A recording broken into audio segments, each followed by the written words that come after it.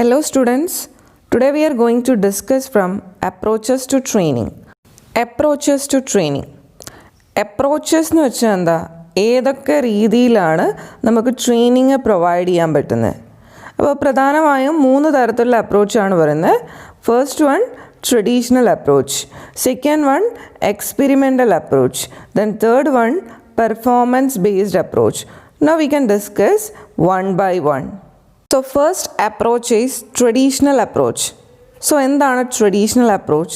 In case of traditional approach, everything relating to the training is decided by the trainer himself. That is, here employees do not have any active role in deciding the training process. അതായത് ഇവിടെ എന്താണ്, ട്രെയിനറാണ് എല്ലാ കാര്യങ്ങളും തീരുമാനിക്കുന്നത്. ഒരു ട്രെയിനിങ്ങിൻ്റെ starting തൊട്ട് ഒരു ട്രെയിനിങ്ങിൻ്റെ ending വരെയുള്ള എല്ലാ കാര്യങ്ങളും തീരുമാനിക്കുന്ന ആരാണ്? ട്രെയിനറാണ്. അതായത് ട്രെയിനറാണ് എന്ത് ചെയ്യുന്നത്, ട്രെയിനിങ് ഒബ്ജക്റ്റീവ്സ് തീരുമാനിക്കുന്നത്, ട്രെയിനിങ് മെത്തേഡ്സ് തീരുമാനിക്കുന്നത്, ഏതൊക്കെ എംപ്ലോയീസിന് ട്രെയിനിങ് കൊടുക്കണം തീരുമാനിക്കുന്നത്, ദെൻ ഏത് ഏരിയയിൽ അല്ലെങ്കിൽ ഏത് ടോപ്പിക്കിൽ ട്രെയിനിങ് പ്രൊവൈഡ് ചെയ്യണം എന്ന് തൊട്ട് എല്ലാ കാര്യങ്ങളും തീരുമാനിക്കുന്നത് ആരാണ്? ട്രെയിനറാണ്. അതായത് എംപ്ലോയീസിന് എന്തിനുള്ള റോളില്ല, ഇന്ന ഏരിയാസിൽ അല്ലെങ്കിൽ ഇന്ന ടോപ്പിക്കിൽ എനിക്ക് ട്രെയിനിങ് വേണം എന്ന് സജസ്റ്റ് ചെയ്യാനുള്ള ഒരു റോളില്ല. എല്ലാ കാര്യങ്ങളും ആരാണ് തീരുമാനിക്കുന്നത്? ട്രെയിനറാണ്. പിന്നെ ഇവിടെ പ്രൊവൈഡ് ചെയ്യുന്ന ട്രെയിനിങ് എന്ന് പറയുന്നത് നോർമലി എന്തായിരിക്കും, അവർക്ക് തിയററ്റിക്കൽ ആസ്പെക്ട്സ് ആയിരിക്കും പ്രൊവൈഡ് ചെയ്യുന്നത്. അതായത് ഇപ്പോൾ ഒരു ജോബാണെങ്കിൽ ആ ജോബിനെ കുറിച്ചിട്ടുള്ള തിയററ്റിക്കൽ ആസ്പെക്ട്സ് ആയിരിക്കും കൊടുക്കുന്നത്. അല്ലാതെ എന്ത് ചെയ്യുന്നില്ല, ജോബ് അവരെ ചെയ്യിപ്പിച്ചു കൊണ്ടല്ല പഠിപ്പിക്കുന്നത്. അവർക്ക് എന്താണ്, ജോബിനെ കുറിച്ചിട്ടുള്ള തിയററ്റിക്കൽ ആസ്പെക്ട്സ് പറഞ്ഞു കൊടുത്തിട്ടുള്ള ട്രെയിനിങ് ആണ് നോർമലി ട്രഡീഷണൽ അപ്രോച്ചിൽ ഫോളോ ചെയ്യുന്നത്. So in nutshell we can say that in case of traditional approach, trainer has importance and employees have or trainees have least importance. Next one is experimental approach.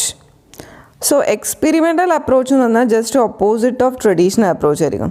In case of traditional approach ട്രെയിനർക്കാണ് importance, അല്ലെങ്കിൽ എല്ലാ കാര്യങ്ങളും decide ചെയ്യുന്നത് ട്രെയിനറായിരുന്നു. But in case of experimental approach ആർക്കാണ് കൂടുതൽ importance? Trainees അഥവാ എംപ്ലോയീസിനാണ് എന്ത് ചെയ്യുന്നത്, കൂടുതൽ ഇമ്പോർട്ടൻസ് പ്രൊവൈഡ് ചെയ്യുന്നത്.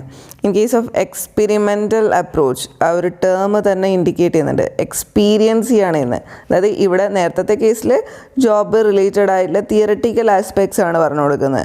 ബട്ട് ഹിയർ ട്രെയിനിങ് എന്താണ്, ഒന്നുകിൽ റിയൽ എൻവയോൺമെൻറ്റ്, അതായത് ജോബ് ചെയ്യിപ്പിച്ചുകൊണ്ട് എന്ത് ചെയ്യുന്നു, ട്രെയിനിങ് പ്രൊവൈഡ് ചെയ്യുന്നു, അല്ലെങ്കിൽ ആക്ച്വലായിട്ടുള്ള ജോബ് സിറ്റുവേഷൻസ് നമ്മൾ എന്ത് ചെയ്യുന്നു, ഡ്യൂപ്ലിക്കേറ്റ് ചെയ്യുന്നു, ഒരു ഡ്യൂപ്ലിക്കേറ്റ് എൻവയോൺമെൻറ്റ് ക്രിയേറ്റ് ചെയ്ത് അവിടെ ട്രെയിനിങ് പ്രൊവൈഡ് ചെയ്യുന്നത്. അതായത് ഇവിടെ എക്സ്പീരിയൻസ് ചെയ്യാണ് ചെയ്യുന്നത്.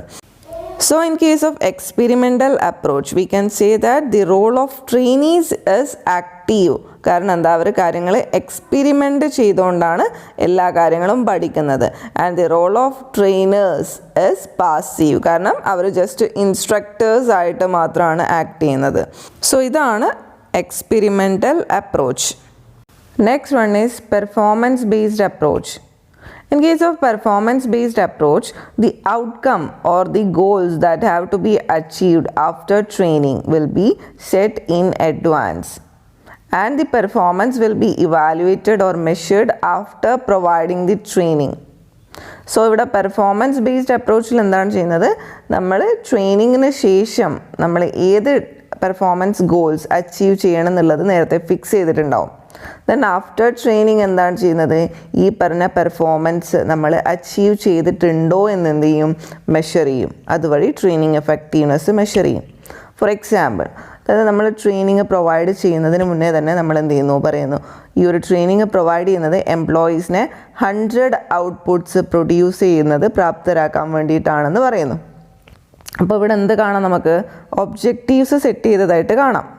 ദെൻ ആഫ്റ്റർ ട്രെയിനിങ് നമ്മൾ എന്താണ് ചെയ്യുന്നത്, എംപ്ലോയീസിന് ഈ ഒരു 100 ഔട്ട്പുട്ട്സ് പ്രൊഡ്യൂസ് ചെയ്യാൻ പറ്റിയിട്ടുണ്ടോ എന്നുള്ളതാണ് നോക്കുന്നത്. അപ്പോൾ നമ്മുടെ ഇവിടെ എന്താണ്, നേരത്തെ ഗോൾ സെറ്റ് ചെയ്തിട്ടുണ്ട്, ആ ഗോൾ അച്ചീവ് ചെയ്യാൻ പറ്റിയിട്ടുണ്ടോ എന്നാണ് എന്ത് ചെയ്യുന്നത്, പെർഫോമൻസ് ബേസ്ഡ് അപ്രോച്ചിൽ ചെയ്യുന്നത്.